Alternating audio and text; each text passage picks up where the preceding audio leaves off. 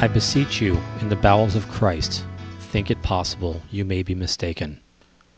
So wrote Oliver Cromwell in 1660, but those words could easily apply nearly 350 years later.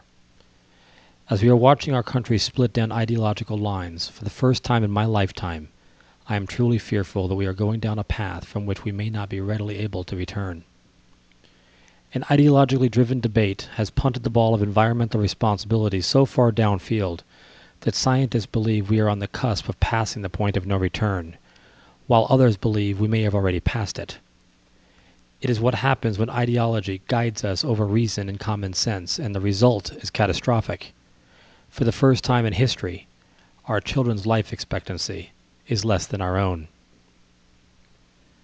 The threat of ideology was virtually foretold by Thomas Jefferson in an 1822 letter to James Smith, when he said, quote, "Man, once surrendering his reason, has no remaining guard against absurdities the most monstrous, and like a ship without a rudder, is the sport of every wind." Unquote.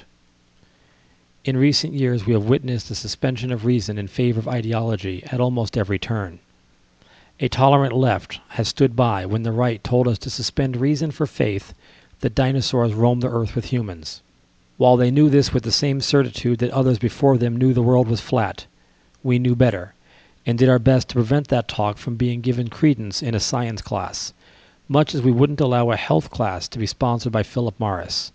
But overall, the right's ideology wasn't hurting us. A tolerant left stood by when the right asked the United States Congress to suspend the reason of medical doctors for the certitude of faith that Terry Schiavo wasn't really brain dead. We knew better, and when she died, no autopsy proved that the doctors were correct. This, of course, didn't matter to the right wing, because they had surrendered reason. I am not sure if it was Roe v. Wade, the Reagan Revolution, Terry Schiavo, stem cell research, or torture, but somewhere along the way the train has jumped the tracks.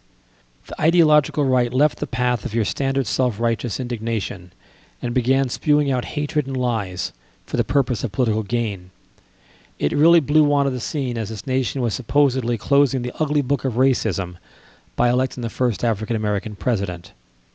Like a cancer on the fabric of our nation, it is multiplying at an alarming rate, which poses the immediate question, what are we prepared to do about it? This is no longer about a woman's right to choose or an accident victim in Florida. It isn't about a birth certificate or socialism. It is about the most fundamental of our rights, life. Whether you believe life is a divine gift or a genetic mutation in the evolutionary chain, surely you can agree at a minimum that life has with it an intrinsic value to those who hold it. When 18,000 Americans are allowed to die each year because they lack health care, we as a nation must respond, if not out of the gentle calling of God, then out of the screaming of humanity. This time last year, I was preparing to lay my adoptive father to rest at Woodlawn Cemetery in New York City, returning him home to his family, friends, and his God. You have heard me speak of my father as both biological and adopted. My biological father had passed away 6 months earlier. As a federal employee, he had very good health care. Not great, but very good.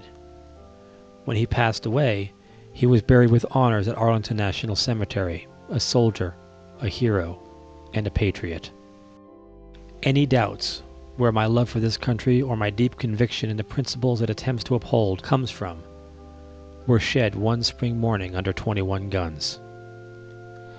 But that was a few months ago, and an unbelievable twist of fate, the man who chose to be my father was now completing his journey on this earth.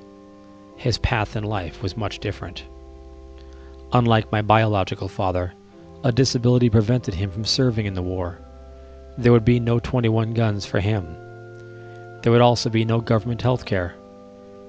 There was a time not long ago that health care wasn't something we worried about, but as my father moved on in years, he would fall more frequently, and the reality of the health care debate that had been in the abstract would soon come to my home. It was a Sunday morning when I walked into the house to see my father lying on the floor. He had just returned from church and tripped in the living room. My instinct was to call 911 when I heard my mother tell me to stop. I can't afford the ambulance copay, "Can we get him in the car?" she asked. In one sentence, the reality of what was happening hit home.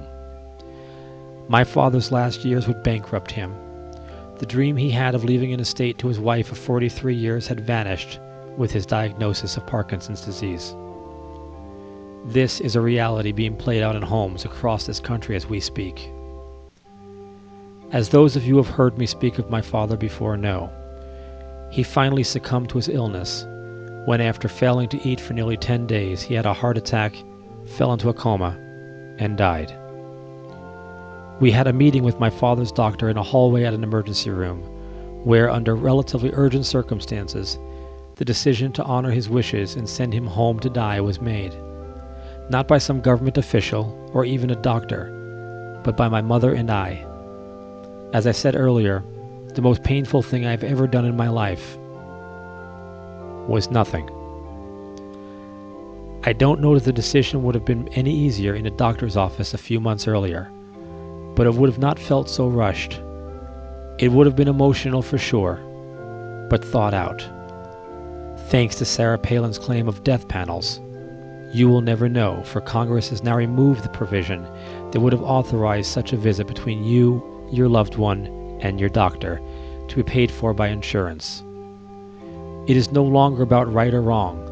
It is about winning, and now there are already casualties.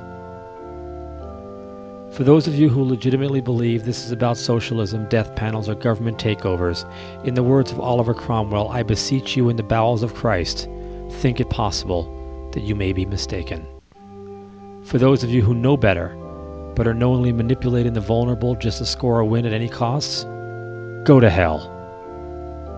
For the rest of us who silently sit by while these thugs take over town hall meetings, threaten the life of not just the President of the United States, but his wife and children as well, or allow this debate to be hijacked by those who don't give a damn about this country or her people, it is time to rise up. Our fathers may not have had the health care they deserve, but our children most certainly can. This show is dedicated to the memory of those that have fallen while this debate has raged, and those that are continuing to fall every single day for the lack of health care. These people are not paying a price that is money. They are paying with their lives. They are our friends, our neighbors, our family.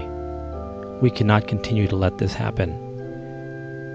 I don't know what's right or what's wrong sometimes, but what I do know is that 18,000 people a year dying because they can't afford health care in the richest country in the world is dead wrong.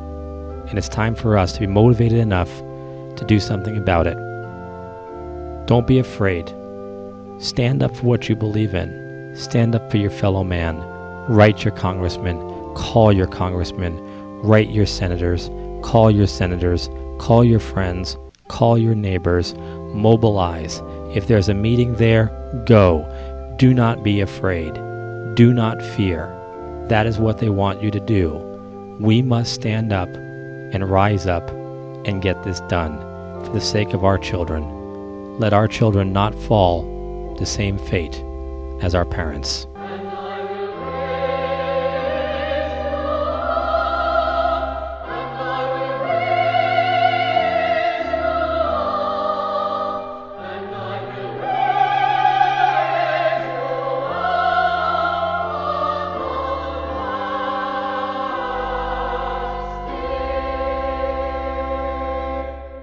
This has been Common Sense on behalf of my co-hosts Michael O'Connell and Ellie Page.